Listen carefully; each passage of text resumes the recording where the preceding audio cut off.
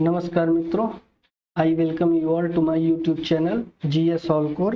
Friends, आज हम लोग जेनेटिक डिसऑर्डर्स को देखेंगे। तो आइए शुरू करते हैं। तो सबसे पहले ये जान लेते हैं मित्रों कि जेनेटिक डिसऑर्डर कहते किसे हैं। जैसा कि हम लोग जानते हैं मित्रों कि कोई भी चाइल्ड होता है वो अपने पेरेंट्स से जेनेटिक इंस्ट्रक्शंस को इनहेरिट करता है। जेनेटिक इंस्ट्रक्शंस को वो इनहेरिट करता है। यदि किसी भी अवस्था में यदि ये चाइल्ड है, ये कोई भी डिजीज या फिर कोई भी डिसऑर्डर अपने पेरेंट्स से इनहेरिट कर लेता है तो इसे ही हम जेनेटिक डिसऑर्डर कहते हैं। जेनेटिक डिसऑर्डर जो कि पेरेंट्स से इनहेरिट होता है। तो इसके कारण क्या हो सकते हैं? पहला तो जो कारण है वो म्यूटेशन है। म्यूटेशन के बारे में हम लोग जानते हैं मित्रों कि किसी जीन के न्यूक्लियोटाइड सीक्वेंस या फिर बेस सीक्वेंस में किसी भी प्रकार के चेंजेज हो जाते हैं तो उसे हम म्यूटेशन कहते हैं। तो इस प्रकार से म्यूटेशन भी एक जेनेटिक डिसऑर्डर का कारण होता है। दूसरा, हम जानते हैं कि मित्रों कि किसी भी नॉर्मल ह्यूमन बीइंग के नॉर्मल सेल में नंबर ऑफ क्रोमोसोम्स जो होते हैं 46 होते हैं। पर यदि यह नंबर ऑफ क्रोमोसोम्स घट जाएं या फिर बढ़ जाएं, या तो रिमूव हो जाए या तो एडिशन हो जाए इस क्रोमोसोम में, तो इससे भी जेनेटिक डिसऑर्डर हो सकता है। वैसे तो बहुत सारे जेनेटिक डिसऑर्डर्स हैं, परंतु जो मुख्य हैं उसे हम लोग देखने की कोशिश करते हैं। उसमें पहला है हीमोफीलिया। हीमोफीलिया मित्रों ब्लड से रिलेटेड डिसऑर्डर होता है। हम किसी सामान्य स्थिति में यदि व्यक्ति को देखते हैं जो जिसको हीमोफीलिया नहीं हुआ है तो उसको चोट लगती है तो वहां से ब्लड निकलने लगता है, परंतु थोड़ी ही देर बाद ये ब्लड क्लॉट कर जाता है। परंतु ऐसा कोई व्यक्ति जो हीमोफीलिया से सफर कर रहा हो उसका ब्लड क्लॉट नहीं करता है, जिससे होता है क्या कि छोटा सा ही चोट हो है फिर भी ब्लड लगातार उससे निकलते रहता है, जिससे कि एक गंभीर समस्या को जन्म दे सकता है ये। इसीलिए हीमोफीलिया जो है अफेक्ट करता है एबिलिटी ऑफ क्लॉटिंग को। यह मोस्टली यानी कि ज्यादातर मेल्स में ही पाया जाता है, मतलब पुरुषों में ही पाया जाता है। परंतु इसका ऐसा कोई मतलब नहीं है कि महिलाओं में नहीं पाया जाता, यह महिलाओं में भी पाया जाता है, परंतु सबसे ज्यादा मेल्स में पाया जाता है। इसका संबंध सेक्स क्रोमोसोम से होता है। हीमोफीलिया म्यूटेशन के वजह से होता है। म्यूटेशन और चेंज, जब भी जो हमने म्यूटेशन देखा है यहाँ पर, इसी म्यूटेशन के वजह से ये हीमोफीलिया होता है, जो कि एक्स क्रोमोसोम के जीन्स में होने वाले म्यूटेशन की वजह से होता है। यदि कोई फीमेल है तो वह फीमेल मोस्टली करियर का काम करती है। इसे यदि हम समझने की कोशिश करें तो आइए देखते हैं। मान लीजिए ये कोई मेल है, तो हम लोग जानते हैं कि मेल के अंदर एक्स एंड वाई क्रोमोसोम होता है और फीमेल के अंदर एक्स क्रोमोसोम होता है। मान लीजिए फीमेल के अंदर ये जो एक्स क्रोमोसोम है ये अफेक्टेड है हीमोफीलिया से। इसमें कोई जो म्यूटेशन हुआ है इसके एक्स क्रोमोसोम में, तो होने वाले जो चाइल्ड होगा, ऑफस्प्रिंग होगा, तो हम देख सकते हैं एक्स एक इसमें अफेक्टेड है, तो ये जो गर्ल होगी, और तो वैसे तो इसके पास 2 एक्स क्रोमोसोम है, तो एक हेल्दी एक्स क्रोमोसोम है, इसके वजह से ये करियर का काम करेंगी और हीमोफीलिया के सिम्टम्स इसमें शो होंगे।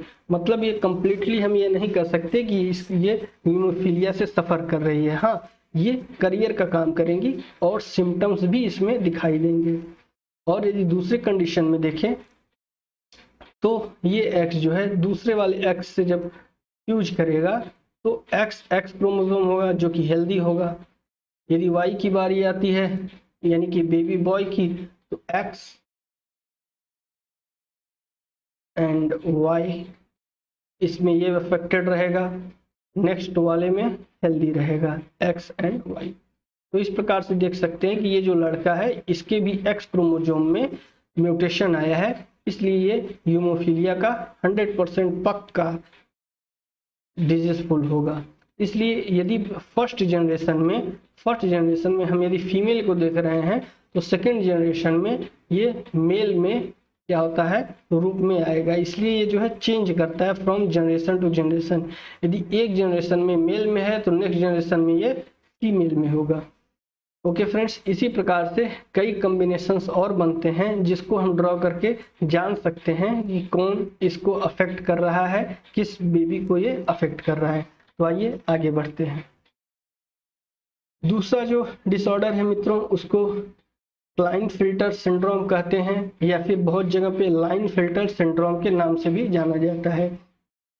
होता क्या है मित्रों, जब कोई एक्स्ट्रा एक्स क्रोमोजोम या फिर वाई क्रोमोजोम सेक्स क्रोमोजोम में एडिशन हो जाता है, तो उसकी स्थिति ऐसी होती है कि एक्स एक्स वाई क्रोमोजोम हो जाता है या फिर एक्स वाई वाई क्रोमोजोम हो जाता है।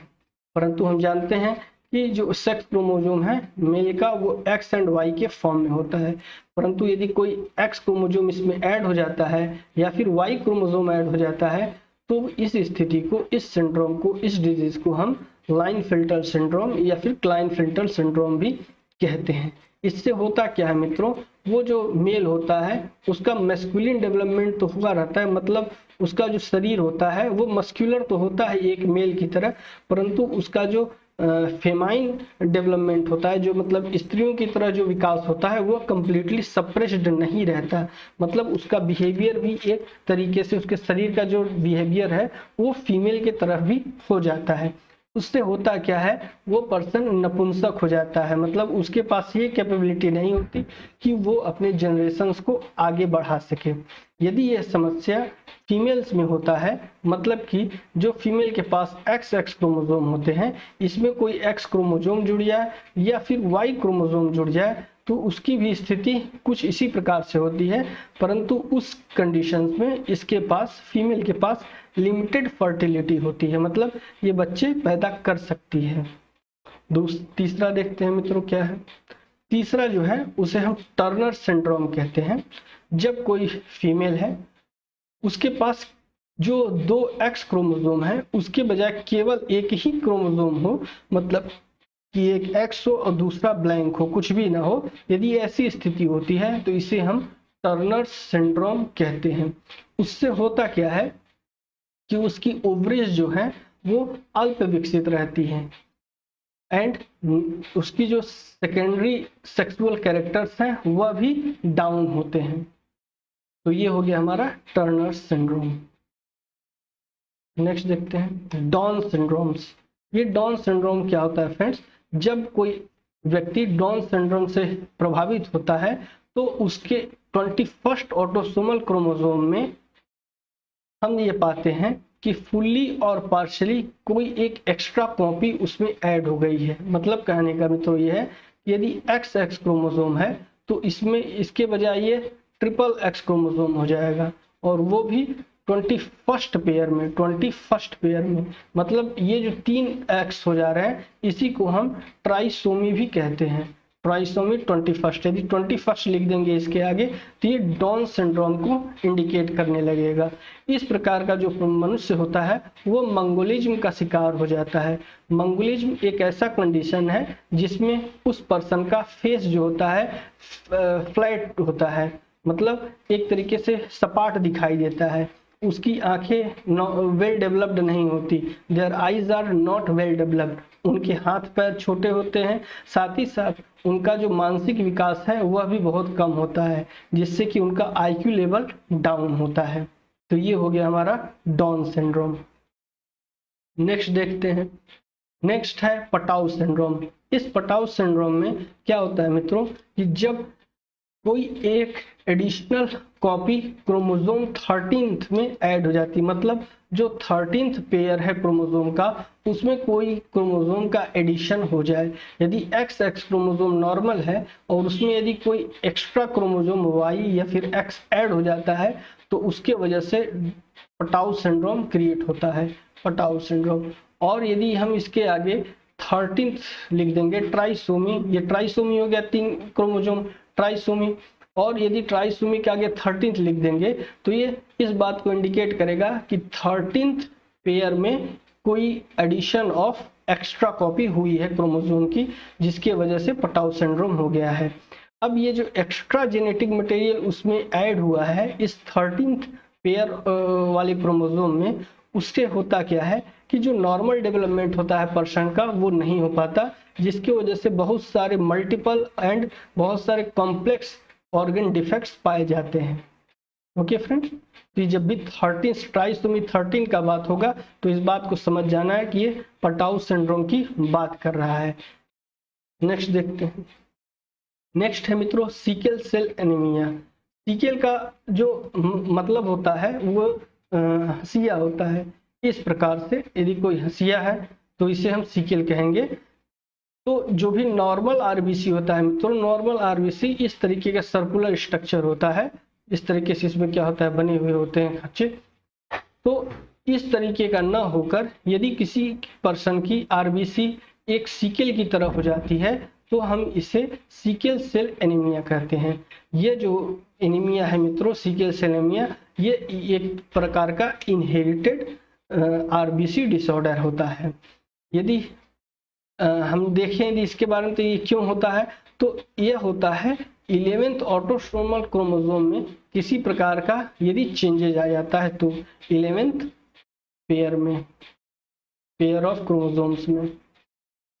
तो जब भी सीकेल सेल एनीमिया का बात होगा मित्रों तो इस बात को ध्यान रखिएगा, 11th ऑटोसोमल क्रोमोसोम में चेंजेज हो जाता है। अब देखते हैं मित्रों कलर ब्लाइंडनेस।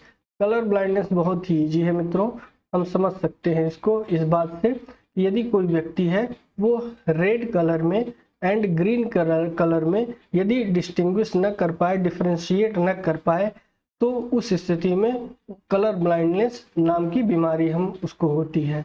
वह कोई भी ऑब्जेक्ट यदि ग्रीन कलर का है या और दूसरा यदि ऑब्जेक्ट रेड कलर का है, तो जिस व्यक्ति को कलर ब्लाइंडनेस की समस्या है वो इस दोनों ऑब्जेक्ट्स में डिस्टिंग्विश नहीं कर पाएगा कि कौन सा ऑब्जेक्ट ग्रीन है या फिर कौन सा ऑब्जेक्ट रेड है।